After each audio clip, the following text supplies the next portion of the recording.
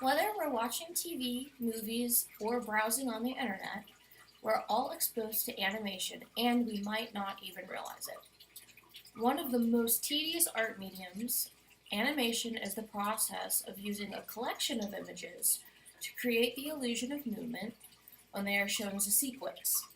There are many different styles of animation, and they each have their own histories and their own uses. I'm going to be telling you about a brief history of animation, some of the main animation techniques, and some notable examples. We begin with some information about the traditional animation styles. The first is drawn animation. This is the process of hand drawing figures so that they appear to be moving whenever they're played in a sequence.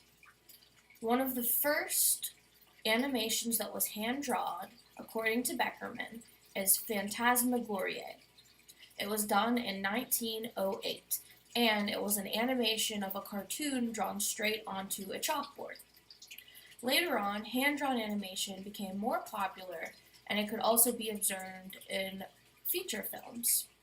Snow White and the Seven Dwarfs, according to Bendazzi, was the first hand-drawn feature film and the first princess movie. More recently was Princess and the Frog, which is the most recent hand-drawn princess movie. We are also exposed to a lot of animation every day on TV shows. One of the first TV shows to be pre-recorded and hand-drawn was televised in 1939, and that was called Donald's Cousin Gus. That's according to Edgerton. Clarence, which is one of the most recent hand-drawn animation series, was televised in 2014 on Cartoon Network.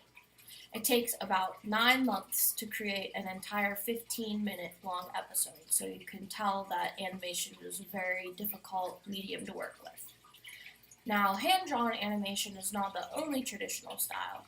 Stop-motion animation is another that you might be familiar with.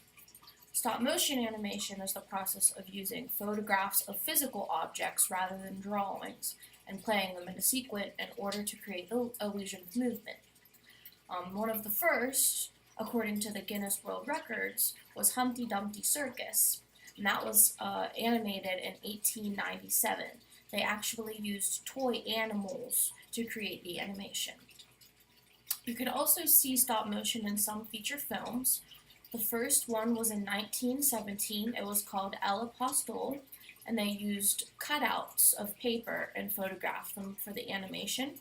And then one of the most notable stop-motion animated feature films was directed in 1993, and that would be The Nightmare Before Christmas. According to Rickett, they actually used photographs of over 227 puppets and hand-built scenes of animation. On television, one of the more notable stop-motion animations would be Gumby. According to Felch, it was created in the 1950s by Art Cloakley. He used handmade clay figures.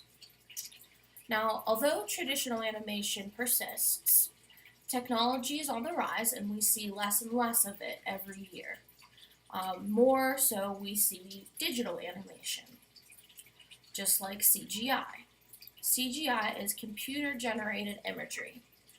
You can see that in animated films, commercials, video games, and television programs. It can also be in two-dimensional and three-dimensional, so it gives it a little bit more uses than just regular traditional animation. Whenever we're looking at computer-generated imagery in 3D, it brings to mind something like Toy Story. That was actually the first 3D full computer animated feature film, and it took about 3 years to animate, according to Price. Also, something else that you might be aware of is the video game Final Fantasy. It's an extremely notable video game and the longest running 3D video game now. It uses computer graphics for both the gameplay and also the cutscenes. For two-dimensional computer generation, it's a little bit more difficult to pinpoint. One of the examples that I found was Mucha Lucha, which was a Nickelodeon television series, and it was actually the first two-dimensional computer animated series to hit TV. Usually, two-dimensional things are used for internet cartoons, and in this instance, Mucha Lucha was actually animated in Adobe Flash, which is used for a lot of online things as well. So the next time you are browsing the web and either watch an internet cartoon or a YouTube video, watch videos of the movie Frozen, play Call of Duty, or just sit down and watch some Adventure Time with your kids, just remember that all of these are products of animation. We've discussed some different types of animation, their historic presence, and also specific examples. So now you'll be able to go out and appreciate those movies and cartoons and games as a tedious and historic medium that we most times take for granted.